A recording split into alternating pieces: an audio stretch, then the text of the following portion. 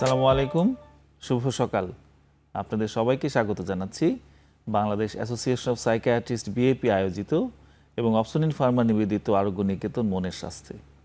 আপনাদের সঙ্গে আছি আমি ডাক্তার মোহাম্মদ তৈয়বুর রহমান রয়েল। আজকে আমরা একটা ভিন্ন বিষয় নিয়ে আলোচনা করব। আমি আপনাদেরকে একটা ঘটনা বলছি। 1843 সালের জুন মাসের কোনো একটি সকাল, সেখানে দেখা যাচ্ছে ড্যানিয়েল ম্যাকনোটেন নামে একটি লোক ডাউনিং স্ট্রিট, যেখানে প্রধানমন্ত্রীর বাসভবন লন্ডনের ডাউনিং স্ট্রিট, তার আশপাশে ঘোরাঘুরি করছে। তার উদ্দেশ্য হচ্ছে তিনি তৎকালীন যে প্রধানমন্ত্রী স্যার রবার্ট পিল তাকে হত্যা করবেন, কারণ তার একটা বদ্ধমূল বিশ্বাস হয়েছে যে স্যার রবার্ট পিল তাকে হত্যার ষড়যন্ত্রে লিপ্ত। তো একটি লোক সেই ডাউনিং স্ট্রিট থেকে, সেই বাসভবন থেকে বের হয়ে আসছে, তো উনি তাকে তৎক্ষণাৎ গুলি চালিয়ে দিলেন এবং সেই ভদ্রলোক মারা গেলেন।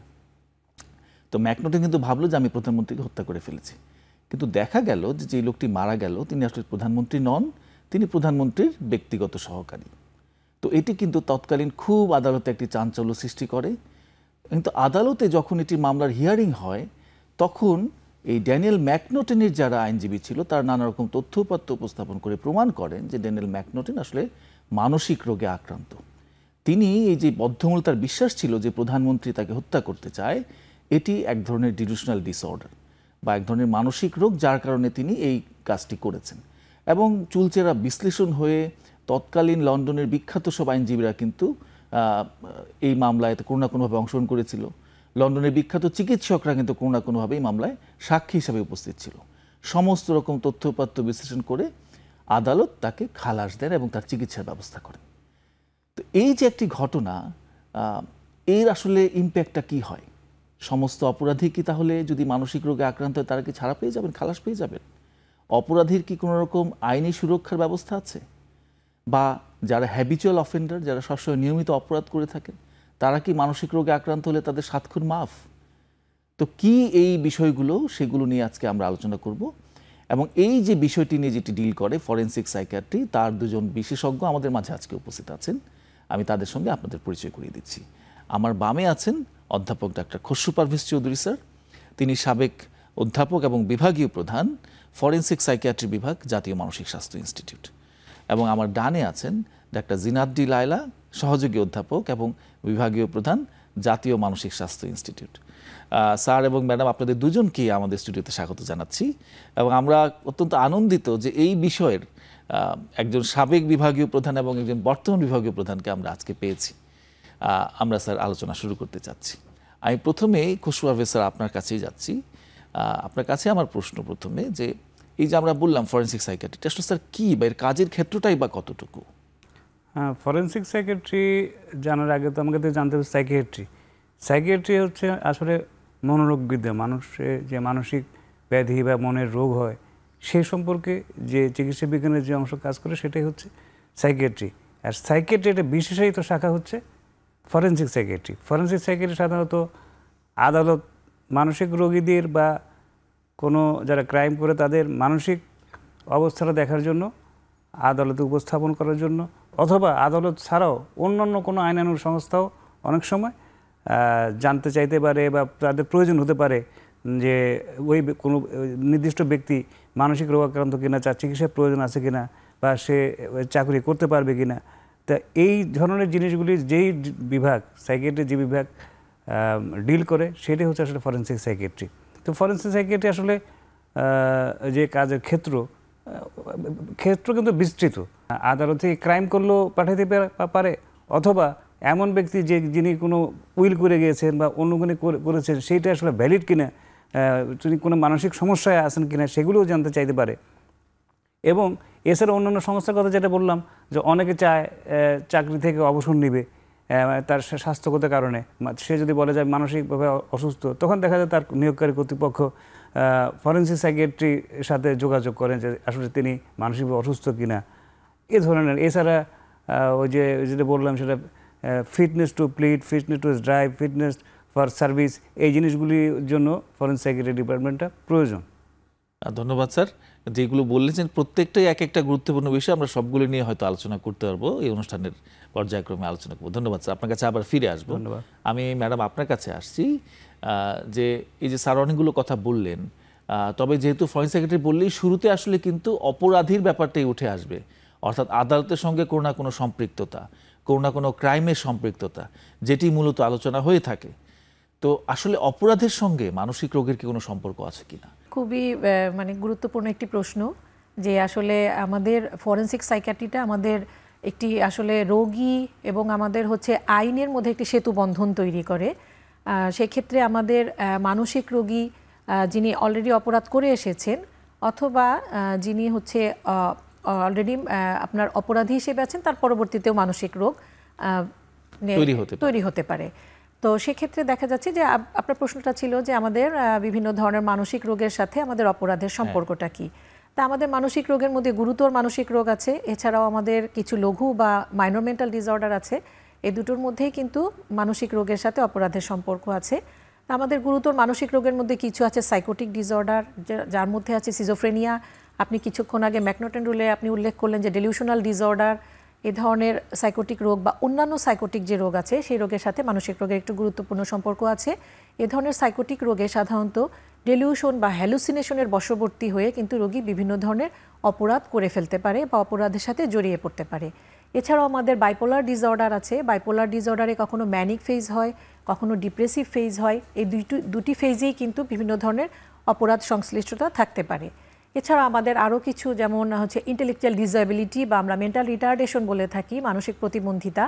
সেই ক্ষেত্রে রোগী কিন্তু কোনো অপরাধ বা হচ্ছে তার প্রাত্যহিক জীবনের যে একটা জটিলতা বা কনসিকুয়েন্স তৈরি হতে পারে সেটা না বুঝে অনেক সময় অপরাধ করে ফেলতে পারে। আর আমাদের কিছু ব্যক্তিত্বের সমস্যা বা পার্সোনালিটি ডিসঅর্ডার থাকে, বিভিন্ন ধরনের personality disorder, antisocial personality disorder, border line, এদেরও অপরাধ ইসের সাথে জড়িয়ে পড়ার সম্ভাবনা থাকে।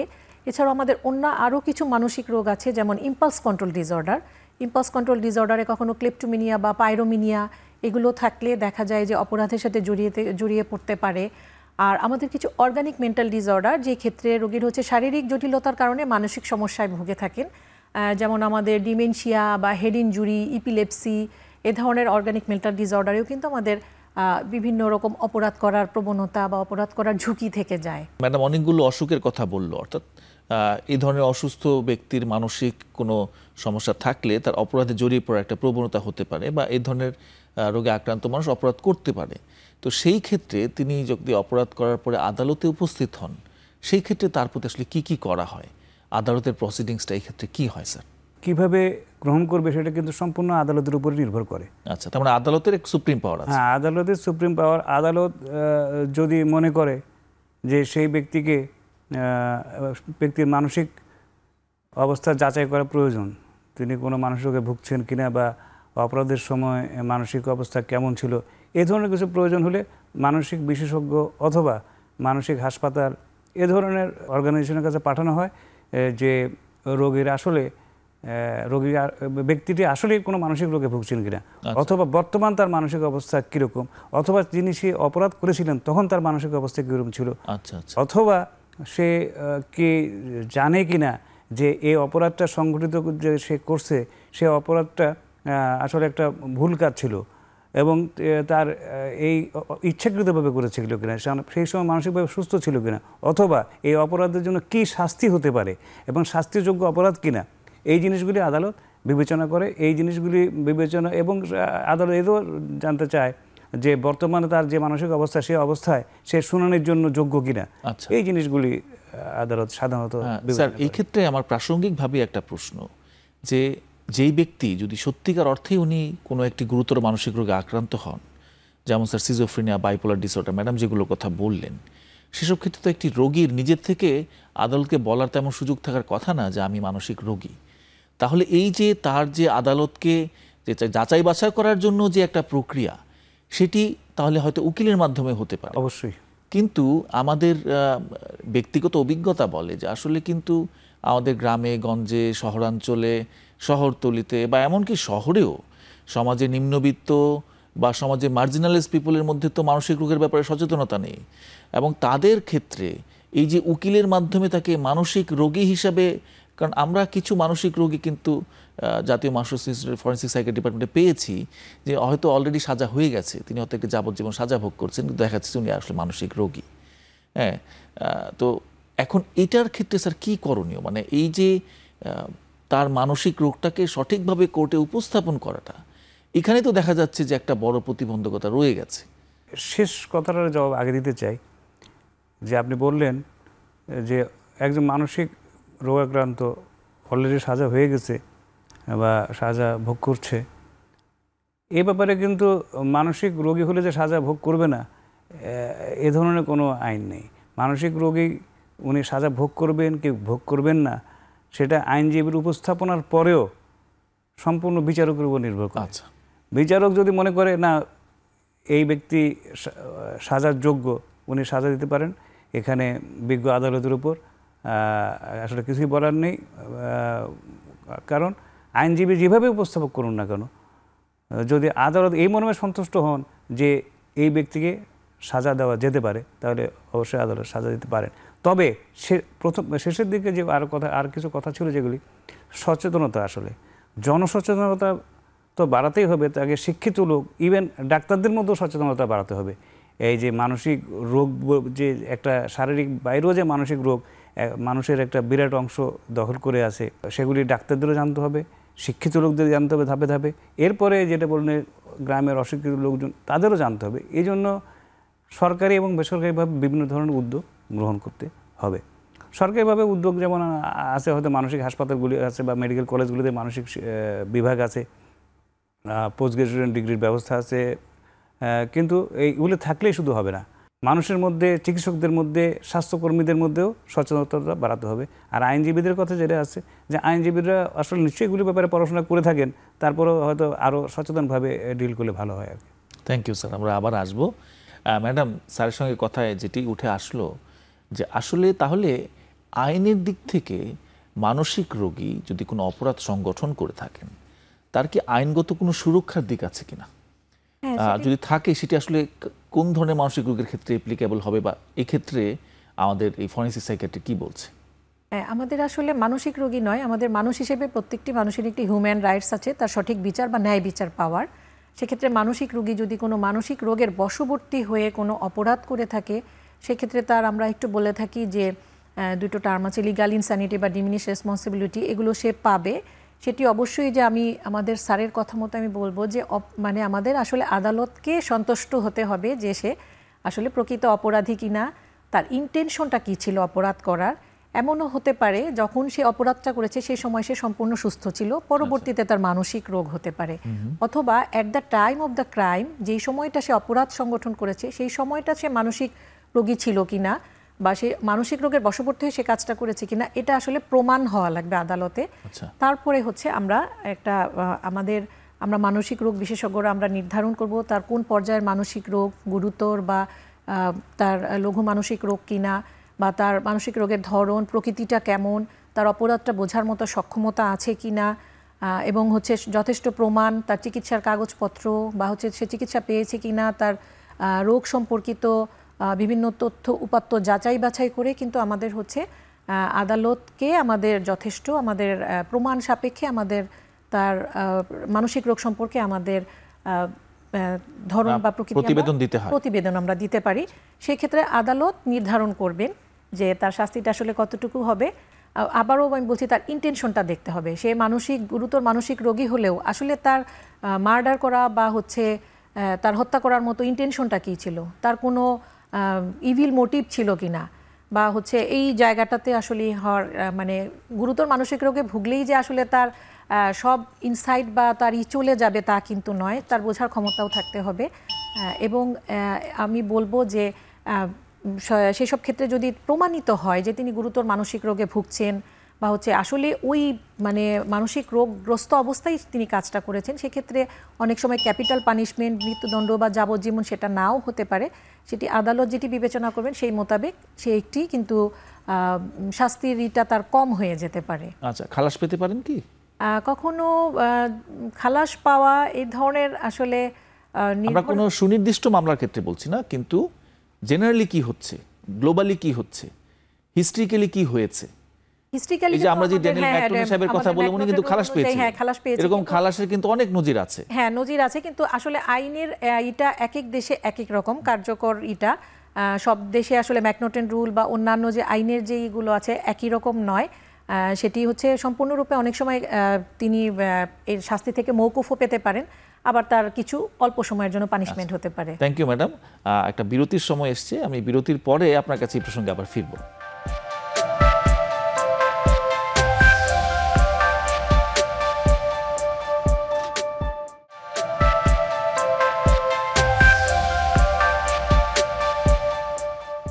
দর্শক, ফিরে আসলাম বিরতির পর। অপসন ফার্মা নিবেদিত আরোগ্য নিকেতন মনের স্বাস্থ্যে। মানে আমরা যে প্রসঙ্গটাতে ছিলাম খুবই গুরুত্বপূর্ণ। আমরা বলতে পারা যায় যে আজকে হয়তো আলোচনার একটা মূল কথা এটা কেন্দ্রিকই হবে। সেটা হচ্ছে যে একটা তো বললেন ম্যাডাম গুরুতর রোগের ক্ষেত্রে, কিন্তু লঘু অনেক মানসিক রোগও তো আছে, যেমন দুশ্চিন্তা আছে, বিষণ্ণতা আছে, পার্সোনালিটি ডিসঅর্ডার আছে। সেই ক্ষেত্রেও কি তারা আদালতের মানে কোনো রকম শাস্তির ক্ষেত্রে কোনো শিথিলতার ঘটনা ঘটে কিনা, বা তাদের ক্ষেত্রে বিশেষ কোনো রকম সুবিধা তারা পায় কিনা? আসলে বারবার একই কথায় ফিরে যেতে হচ্ছে। যেমন আমাদের আরেকটি প্রসঙ্গ আমরা বলি যে মাদকাসক্তি। হ্যাঁ, মাদকাসক্তি একটু গুরুত্বপূর্ণ, এবং দেখা যায় মাদকাসক্তির সময় বিভিন্ন ধরনের ক্রাইম বা অপরাধ করার প্রবণতা থাকে। এই ক্ষেত্রে কিন্তু কোনো ধরনের ছাড় বা কিন্তু মাদকাসক্তির ক্ষেত্রে কোনো রকম পাবে না, কারণ সে নিজে জেনে বুঝে কিন্তু সেই মাদকাসক্তিটা করছে। সেক্ষেত্রে আসলে সুযোগটা কম। পার্সোনালিটি ডিসঅর্ডার বা হচ্ছে অন্যান্য লঘু মানসিক রোগ, অ্যাংজাইটি বা হচ্ছে আমরা যদি বলে থাকি, সেই ক্ষেত্রে আসলে তার মোটিভটা আমাদের বুঝতে হবে যে আসলে মোটিভটা কী ছিল। মোটিভটা যদি তার উদ্দেশ্য খারাপ হয়ে থাকে বা অপরাধ করার প্রতি প্রবণতা থাকে, তাহলে সেই ক্ষেত্রে কিন্তু আসলে কোনো ধরনের শাস্তি মওকুফ তার হবে না। তবে হ্যাঁ, শাস্তি যদি প্রমাণিত হয়ে সে ইম্পালসিভলি রাগের বশবর্তী হয়ে বা হঠাৎ করে তার ইচ্ছে ছিল না, ইন্টেনশন ছিল না, এ ধরনের সে বিভিন্ন কারণে সে অপরাধটা হয়ে গিয়েছে তার দ্বারা, এবং সে এটা নিয়ে সে বুঝতে পেরেছে আসলে তার ওই সময়টা আসলে অপরাধ করার মতো তার মানসিকতাটা ছিল না, সেক্ষেত্রে মানে আদালতের ডিসিশনের উপর নির্ভর করে কিছুটা তার হতে পারে। তার মানে তার অপরাধ সংগঠনে যদি তার মানসিক রোগের কোনো ভূমিকা থাকে, যে মানসিক রোগজনিত কারণে তার যে মানসিক অবস্থা সেটির কারণে হয়তো এই অপরাধটি সংগঠিত হয়েছে, তেমন যদি প্রমাণিত হয় আদালত সেক্ষেত্রে তাকে কিছুটা সুবিধা দিতে পারেন। আচ্ছা, তাহলে স্যার আমি এই প্রসঙ্গে আবার আপনার কাছে আসছি স্যার। তাহলে মানে যদি আদালতে প্রমাণিত হলো যে হ্যাঁ তিনি মানসিক রোগী, সেটি গুরুতর হতে পারে বা লঘুও হতে পারে, সেই ক্ষেত্রে আদালত কি তার চিকিৎসার ব্যবস্থা করেন, বা সেই ক্ষেত্রে আদালত তার চিকিৎসার ক্ষেত্রে কি কি করতে পারেন? আপনাদের ব্যক্তিগত অভিজ্ঞতায় কি বলে স্যার? ব্যক্তিগত অভিজ্ঞতা হচ্ছে, যদি আদালত ফরেনসিক সাইকিয়াট্রিস্ট বা সাইকিয়াট্রিস্ট দ্বারা প্রতিবেদন পান যে ব্যক্তিটি মানসিক রোগে ভুগছেন, তখন আদালত এবং সেই মুহূর্তে শুনানির জন্য ওই ব্যক্তি প্রস্তুত, মানসিকভাবে প্রস্তুত না। কারণ শুনানির জন্য প্রস্তুত না মানে সে বুঝতেই পারছে না আসলে যে তার কেন বিচার হচ্ছে, কি হচ্ছে, বা এই বিচারে কি শাস্তি হতে পারে, অথবা সে কি ধরনের অপরাধ করেছিল এবং অপরাধের ধরন, অপরাধের ফলে কি হতে পারে সেটাও তার ধারণা নেই, উনি বিচার প্রক্রিয়া বুঝতে অক্ষম।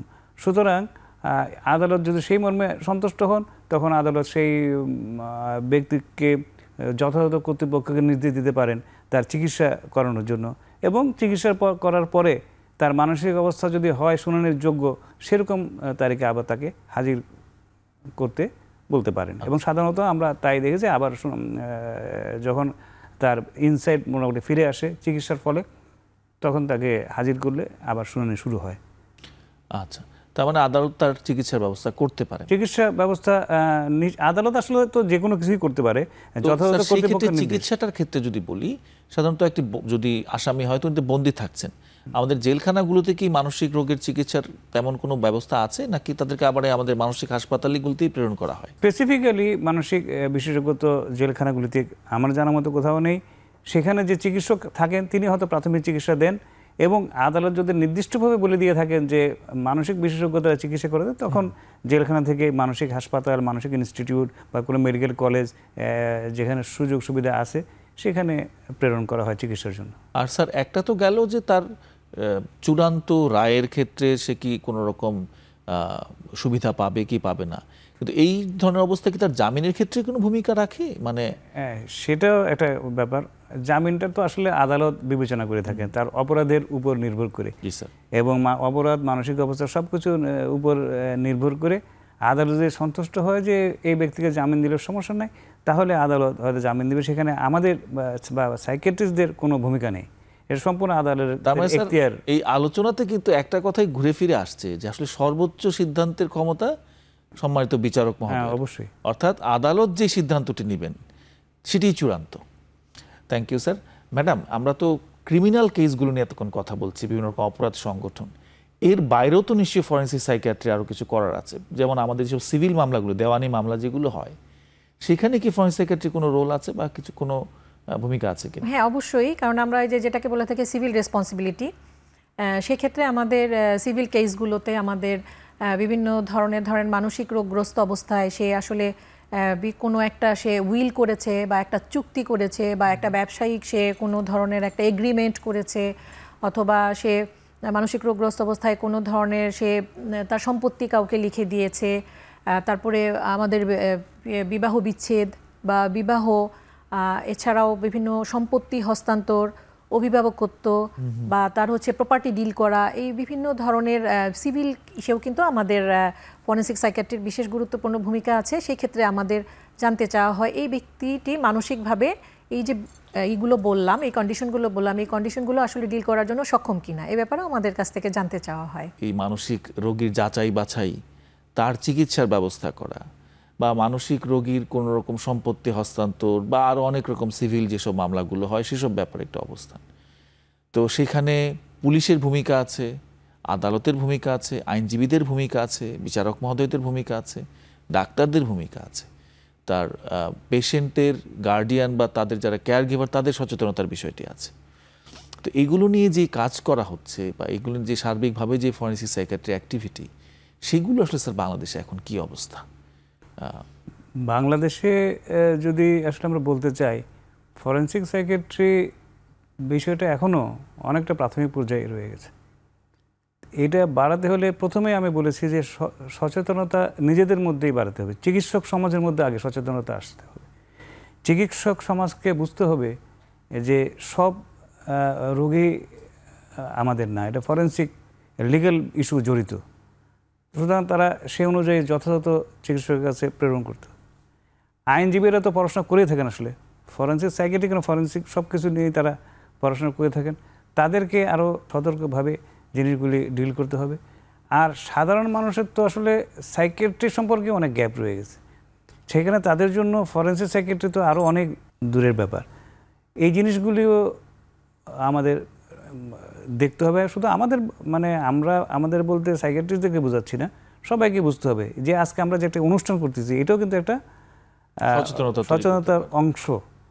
সুতরাং এই ধরনের শুধু ইলেকট্রনিক মিডিয়া না, electronic media, print media, social মিডিয়ায় মাধ্যমে জনসচেতনতা তৈরি করতে হবে।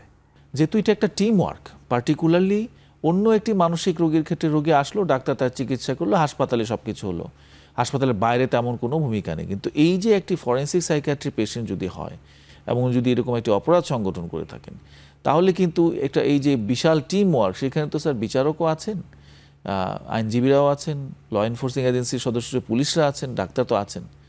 তো তাদের মধ্যে কোনো সেতুবন্ধন আছে কিনা, কমন প্ল্যাটফর্ম স্যার বাংলাদেশে এখনো তৈরি হয়েছে কিনা, যে তাদের মধ্যে নিয়মিত তথ্য আদান প্রদান হচ্ছে, বিভিন্ন বিষয়ে হয়তো প্রশিক্ষণ বা সহযোগিতা হচ্ছে, যেমনটি আমরা পশ্চিমের দেশগুলোতে দেখছি, এমনকি ইন্ডিয়াতেও আছে, পাশের দেশ। আমাদেরকে স্যার এরকম কোনো কমন প্ল্যাটফর্ম আছে যেখানে এই সমস্ত স্টেক হোল্ডারদের মধ্যে কোনো রকম ইনফরমেশনস এক্সচেঞ্জ হয়? না, ইনফরমেশন এক্সচেঞ্জ হয়, আপনি নিজেও হয়তো জানেন, অনেক সময় বাংলাদেশে আসার সময় সাইকিয়াট্রিস্ট থেকে বিভিন্ন পেশাজীবীদের নিয়ে আলোচনার ব্যবস্থা করা হয়, সেখানে পুলিশও থাকেন, প্রশাসনের লোকজন থাকেন। এইভাবে সরকারিভাবে সরকারি সংস্থা এবং কিছু বেসরকারি সংস্থার গুরুত্বপূর্ণ ব্যক্তিদের সাথে মত বিনিময় করা হয় এবং বাকি দায়িত্ব তখন তাদের হয়ে যায়, তারাও যেন এটা মাঠ পর্যায়ে ছড়িয়ে দেয়। এটা সেই জন্য এখনও কিন্তু প্রাথমিক পর্যায়ে আছে, মানে এখানে অনেক কাজ করার প্রয়োজন রয়েছে। যেমন ফরেনসিক সাইকিয়াট্রিস্ট দরকার, ফরেনসিক এখন সাইকিয়াট্রিক নার্স তেমন নয়, ফরেনসিক সাইকিয়াট্রিস্ট নার্সও স্পেশালিটি দরকার। কারণ অনেক ভর্তি রোগীকে আসলে শুধু তাৎক্ষণিক অ্যাসেসমেন্টের মাধ্যমে মানসিক রোগ বলা যায় না। ফরেনসিক সাইকিয়াট্রিক নার্স থাকলে তারা অবজারভেশন করলে সেই অবজারভেশন রিপোর্টটাও থাকতে হবে। সাইকোসোশ্যাল ওয়ার্কার যারা আছে সে ধরনের এক্সপার্ট লোক আরও দরকার। এরকম যে টিমের কথা আপনি বললেন, সে ধরনের আসলে একটা টিম একটা না, মানে সব জায়গায় এই ধরনের টিম থাকা প্রয়োজন। Thank you sir. ম্যাডাম, আপনি তো বর্তমানে জাতীয় মানসিক স্বাস্থ্য ইনস্টিটিউটের ফরেনসিক সাইকিয়াট্রি বিভাগের প্রধান। তার মানে আপনার কাছেই জানতে চাচ্ছি, যেহেতু একমাত্র জাতীয় ইনস্টিটিউট আমাদের মানসিক রোগের ক্ষেত্রে, আপনারা ফরেনসিক সাইকিয়াট্রি আসলে এই ডিপার্টমেন্টের কাজের পরিধিটা কি কি, আপনারা কি ধরনের কাজ করছেন? ধন্যবাদ। আসলে আমাদের ফরেনসিক সাইকিয়াট্রি ডিপার্টমেন্ট শুধু জাতীয় মানসিক স্বাস্থ্য ইনস্টিটিউটেই আছে, অন্যান্য কোনো আমাদের সরকারি বেসরকারি কোনো প্রতিষ্ঠানই এখনো পর্যন্ত নেই। এখানে আমাদের যদি আদালত বা কারাগার কর্তৃপক্ষ বা হচ্ছে যেটি বললাম যে সিভিল কেস, যদি এই ধরনের কোনো আমাদের কাছে কোনো প্রতিষ্ঠান বা আমাদের সরকারি বেসরকারি প্রতিষ্ঠান আমাদের কাছে মতামত চেয়ে থাকে, সেক্ষেত্রে আমরা রোগীকে রোগ নির্ণয় করি। এবং ম্যাডাম, আমি আপনাকে একটু থামাতে হচ্ছে, আমাদের একটা বিরতির সময় এসছে। আমরা বিরতির পরে ঠিক এই প্রসঙ্গে আপনার কাছে ফেরত আসবো।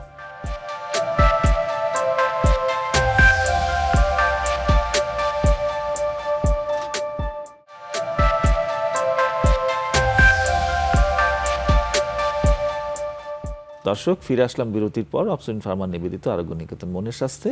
মানে আমরা যে প্রসঙ্গটাতে ছিলাম, জাতীয় মানসিক স্বাস্থ্য ইনস্টিটিউট কি কি ভূমিকা রাখছে ফরেনসিক সাইকিয়াট্রির বিষয়ে। হ্যাঁ, আমি যেটি বলছিলাম যে বিভিন্ন আমাদের আদালত কর্তৃক বা আমাদের কারাগার কর্তৃপক্ষ বা অন্যান্য আইন প্রয়োগকারী সংস্থা বা সরকারি বেসরকারি কোনো সংস্থা থেকে যদি আমাদের রোগীদের রোগ সম্পর্কে জানতে চাওয়া হয়, রোগের ধরন প্রকৃতি, আমরা রোগ নির্ণয় করি, রোগীকে সঠিক চিকিৎসার ব্যবস্থা করে থাকি। সেক্ষেত্রে আমাদের ইনডোর এবং আউটডোর আমরা দুটোতেই রোগী দেখে থাকি। আউটডোর বেসিসে আমরা রোগীর চিকিৎসা ফলো আপ এগুলো আমরা দিয়ে থাকি। এছাড়া প্রয়োজনে আমরা রোগীকে ভর্তি করে থাকি। আর এছাড়াও আমাদেরই আছে যে আমরা রোগীর রিস্ক অ্যাসেসমেন্ট করি, আত্মহত্যার প্রবণতা বা ঝুঁকিপূর্ণ রোগী, আগ্রাসী আচরণ, এ ধরনের রোগীকে আমরা ভর্তির পরামর্শ দিয়ে থাকি এবং চিকিৎসার ব্যবস্থা করে থাকি।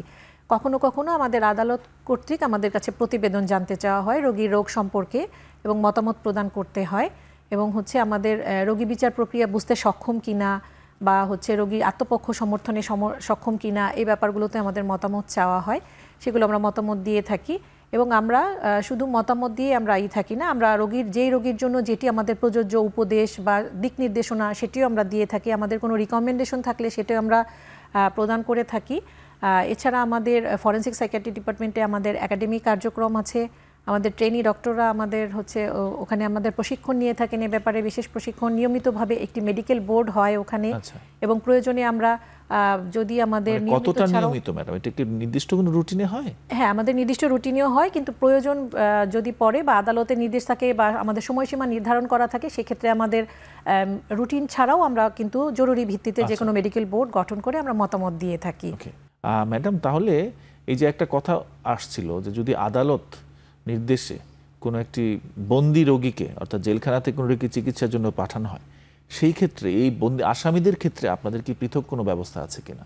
কারণ অনেক হাসপাতালের প্রিজন সেলের একটি ব্যাপার থাকে, আপনাদের কি এরকম কোনো ব্যবস্থা আছে? জি, আমাদের ফরেনসিক সাইকিয়াট্রি ডিপার্টমেন্টে একটি প্রিজন সেল আছে, সেখানে কিন্তু আমাদের মানে বিনামূল্যের বেড আছে, আমাদের পুরুষ রোগীদের জন্য আছে এবং আমাদের মহিলা রোগীদের জন্য পৃথক আমাদের ব্যবস্থা আছে। এবং সেক্ষেত্রে রোগীরা যথেষ্ট আমাদের সতর্কতার সাথে এবং প্রিজন সেলে আমাদের যথেষ্ট আমাদের যেটা কারারক্ষীরা মানে ওনাদেরকে পাহারায় থাকেন, আমাদের খুব নিরাপত্তা মেনটেন করে কঠোরভাবে কিন্তু আমাদের প্রিজন সেলটি আমাদের জাতীয় মানসিক স্বাস্থ্য ইনস্টিটিউটে আছে। আচ্ছা, থ্যাংক ইউ ম্যাডাম। আমি তাহলে যদি আরেকটু খোলামেলাভাবে একটা সাধারণ মানুষের মতো করে জানতে চাই, যে ধরেন একটা মানুষ কোনো কারণে তার একটি মেডিকেল সার্টিফিকেট প্রয়োজন যে এই বিষয়ে তিনি মানসিক রোগে আক্রান্ত বা আক্রান্ত নন, এই সিদ্ধান্তটি তার কোনো একটি চাকরির ক্ষেত্রে বা কোনো একটি পর্যায়ে তার প্রয়োজন, তাহলে উনি কি জাতীয় মানসিক স্বাস্থ্য ইনস্টিটিউট থেকে এই জাতীয় কোনো সার্টিফিকেট পেতে পারেন? সেক্ষেত্রে ফরেনসিক সাইকিয়াট্রি ডিপার্টমেন্টের কোনো রোল আছে কিনা? হ্যাঁ, আমাদের আসলে যেটি বললাম যে আমাদের যদি কোনো কর্তৃপক্ষ বা হচ্ছে আমাদের যদি কোনো সরকারি বেসরকারি সংস্থা আমরা জানতে চাই, সেক্ষেত্রে আমরা যথাযথ কর্তৃপক্ষের যে আমাদের আবেদন বা চিঠি বা আমাদেরকে যদি কোনো নির্দেশনা দেওয়া থাকে সেটির মাধ্যমে তিনি সেটি পেতে পারেন, বা ব্যক্তিগতভাবেও যদি কারো প্রয়োজন হয় সেটি আরও একটি মেডিকেল বোর্ড আছে, সেই মেডিকেল বোর্ডের মাধ্যমে এই ব্যক্তিগত বিভিন্ন ধরনের তার সুযোগ সুবিধা, সরকারি যে সুযোগ সুবিধা আছে মানসিক রোগী হিসেবে বা তার অধিকার আছে বা অন্যান্য ক্ষেত্রে সে চাকরির উপযুক্ত কিনা বা অক্ষমতাজনিত অবসরে সে যাবে কিনা বা হচ্ছে তার কোনো ভাতা সে পাবে কিনা, ভাতা পাওয়ার উপযুক্ত কিনা, এই ধরনের বিভিন্ন মতামত আমাদের কাছে চাইতে পারে, সেটাও কিন্তু মেডিকেল বোর্ডের মাধ্যমে আমরা দিয়ে থাকি। আচ্ছা, তার মানে আপনাদের বেশ একটা বিস্তৃত সার্ভিসের নেটওয়ার্ক আছে, সেটি আমরা বলতেই পারি।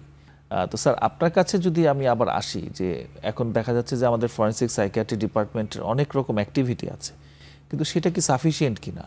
এই 17 কোটি 18 কোটি বা 20 কোটি আমরা যাই বলি না কেন, এই জনসংখ্যার দেশে, যেখানে জাতীয় জরিপ বলছে প্রায় অলমোস্ট 18% মানসিক রোগী আছে, প্রতি 6 জনে একজন মানসিক রোগী পাওয়া যাচ্ছে।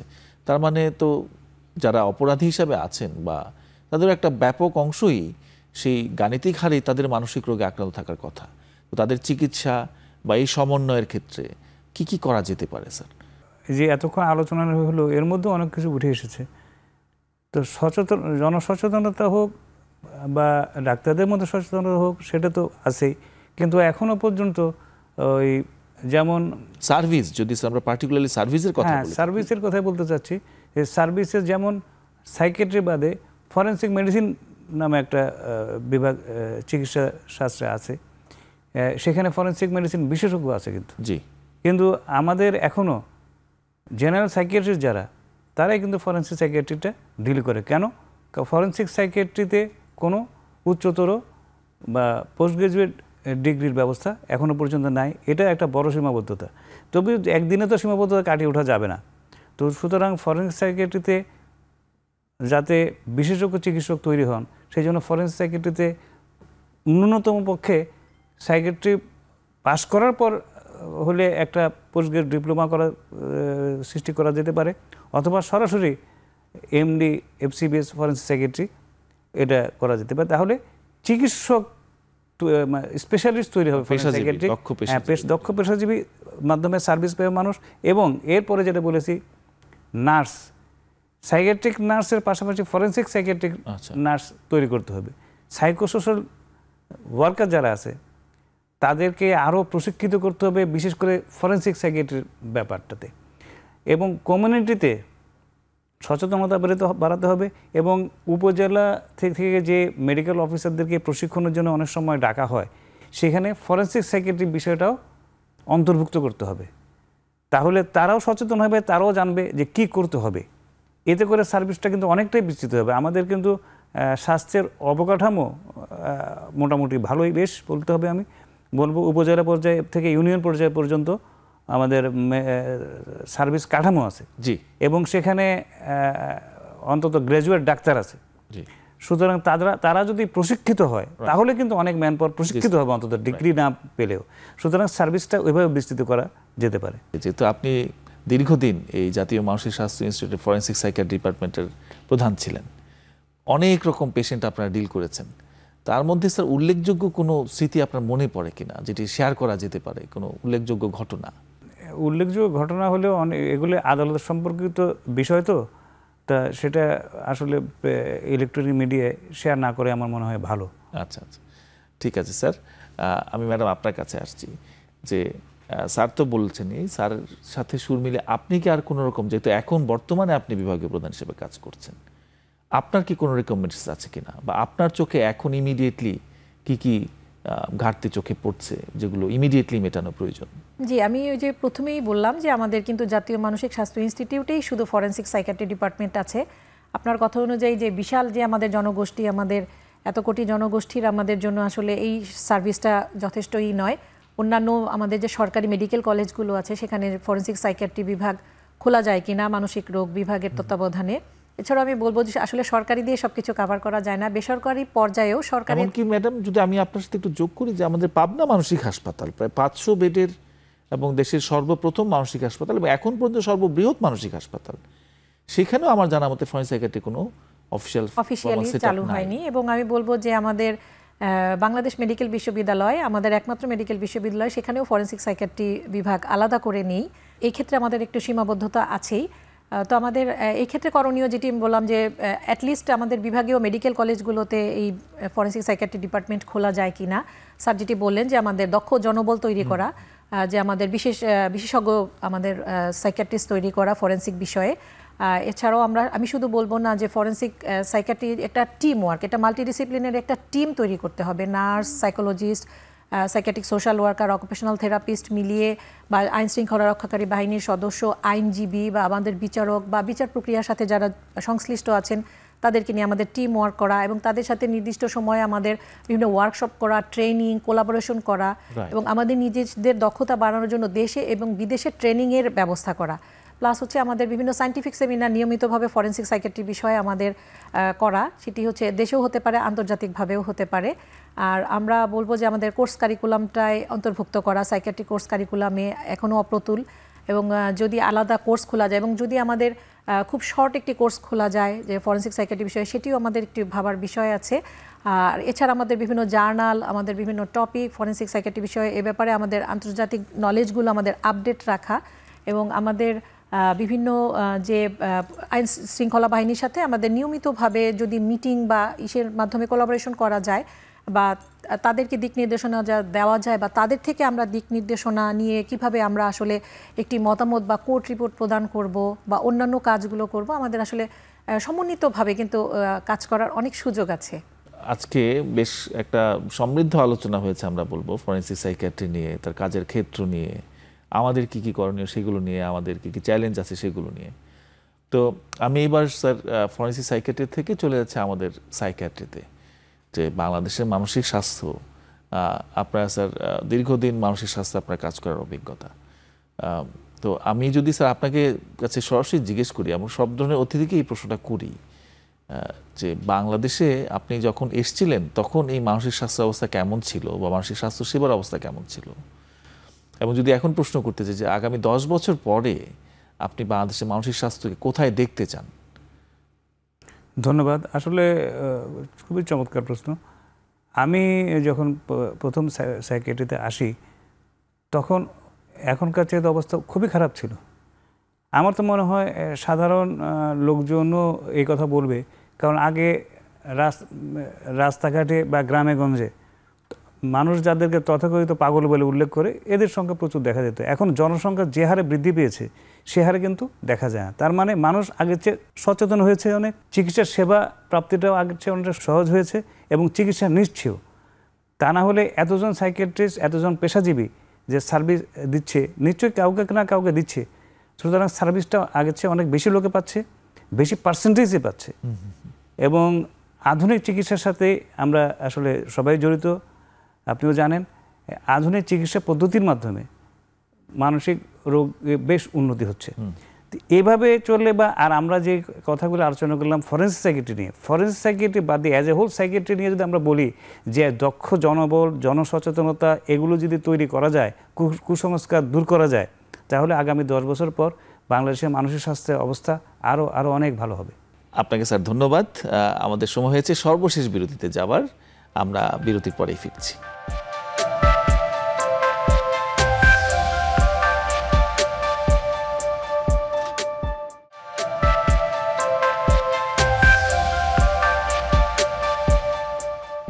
দর্শক মণ্ডলী, আমরা ফিরে আসলাম বিরতির পর। অপসনিন ফার্মা নিবেদিত আরোগ্য নিকেতন মনের স্বাস্থ্যে। ম্যাডাম, একই প্রশ্ন আপনাকেও করতে চাই, স্যারকে যে প্রশ্নটি করেছি, যে আপনি স্যারের পরের জেনারেশনের সাইকিয়াট্রিস্ট, তো আপনি যখন এসেছিলেন সাইকিয়াট্রিতে আপনি কেমন দেখেছেন, এখন কেমন দেখছেন, এবং আপনাকে একই প্রশ্ন 10 বছর পরে বাংলাদেশের মানসিক স্বাস্থ্যকে আপনি কোথায় দেখতে চান। আমরা যখন সাইকিয়াট্রিতে আমরা প্রবেশ করা তখন আমরা আউটডোরে দেখেছি যে রোগীর সংখ্যা অত বেশি ছিল না। সেখানে আমাদের একটি শিশু বিকাশ কেন্দ্র ছিল, শিশু বিকাশ কেন্দ্রে আমরা রোগী দেখতাম এবং জাতীয় মানসিক স্বাস্থ্য ইনস্টিটিউটে, বাংলাদেশ মেডিকেল বিশ্ববিদ্যালয়ে আমি সাইকিয়াট্রি এমডি কোর্সে থাকা অবস্থায় সেখানেও আমি রোগী দেখেছি, অভিজ্ঞতা আছে। তবে তখন যেই ধরনের আমি রোগী দেখতাম তার তুলনায় রোগীর সংখ্যা অনেক বেড়েছে, আউটডোরে রোগী বেড়েছে এবং সচেতনতা আগের তুলনায় তৈরি হয়েছে এবং ইনডোরেও আমাদের একদম রোগী মানে একদম সর্বোচ্চপূর্ণ রোগী ভর্তি থাকে এবং আমাদের কিন্তু অনেক সময় দেখা যায় সরকারি হাসপাতাল আমাদের রোগীদের বেড দেওয়াও মুশকিল হয়ে যায়। সুতরাং আগের তুলনায় আমি বলবো যে আউটডোর ইনডোরে দুটিতেই বেড়েছে এবং আমাদের সার্ভিসও বেড়েছে। আমাদের বিশেষায়িত কিছু ক্লিনিক আছে, ওই ক্লিনিকগুলোর মাধ্যমে আমরা সার্ভিস দিয়ে থাকি। তারপর আমাদের নিয়মিতভাবে ইনডোর আউটডোরে আমাদের রোগী ফলো আপ করা, এর মাধ্যমে আমাদের অনেক রোগী হয়। এছাড়াও আমাদের কিছু শিশু কিশোর রোগী আমাদের কিন্তু পিতামাতার সচেতনতার কারণে আমাদের বেড়েছে, বা বয়োবৃদ্ধ রোগী যারা একটু অবহেলিত ছিল, আমাদের মহিলা রোগী যাদের অনেক সময় চিকিৎসা করানোর প্রয়োজনই পড়তো না, সেই ধরনের রোগী কিন্তু আমাদের এখন সুচিকিৎসা পাচ্ছে এবং আগের তুলনায় বেড়েছে, এবং আমি আশা করব যে এটি অব্যাহত থাকবে। আর আরেকটি প্রশ্ন ছিল যে 10 বছর পরে আসলে আমরা মানসিক স্বাস্থ্যকে কোথায় দেখতে চাই। আমরা আসলে শুধু শহর কেন্দ্রিক না বা আমাদের জেলা ভিত্তিক না, আমি বলবো যে আমাদের প্রত্যন্ত অঞ্চলেও যে আমাদের জাতীয় মানসিক স্বাস্থ্য ইনস্টিটিউট বা সরকারি বেসরকারি মেডিকেল কলেজ এবং বাংলাদেশ অ্যাসোসিয়েশন অফ সাইকিয়াট্রিস্টের মাধ্যমে আমাদের একদম তৃণমূল পর্যায়ে যেন আমাদের মানসিক স্বাস্থ্য সেবাটা পৌঁছে যায়, এবং শুধু স্বাস্থ্যসেবা না, স্বাস্থ্যসেবার সচেতনতাটা তৈরি করা, সেই জায়গায় আমাদের বিশেষজ্ঞ টিম গঠন করে স্বাস্থ্যসেবা দেওয়া, এবং আমাদের মানসিক স্বাস্থ্যটাকে একদম আন্তর্জাতিক মানের বা বিশ্বমানের আমি সেই জায়গাটাতে আমাদের মানসিক স্বাস্থ্যকে দেখতে চাই। অসংখ্য ধন্যবাদ ম্যাডাম। স্যার, আমরা অনুষ্ঠানে একদম শেষ পর্যায়ে চলে এসেছি। একদম এক কথায় স্যার, আপনি আমাদের দর্শকদের উদ্দেশ্যে কিছু বলতে চান কিনা? দর্শকদের উদ্দেশ্যে বলতে হবে যে আপনারা অনেকেই হয়তো জানেন যে আপনার পরিবারে মানসিক সমস্যায় ভুগছে, কিন্তু বিভিন্ন কুসংস্কারের কারণে, লোক লজ্জার ভয়ে আপনারা চিকিৎসকের কাছে দ্বারস্থ হন না সেই রোগীকে নিয়ে।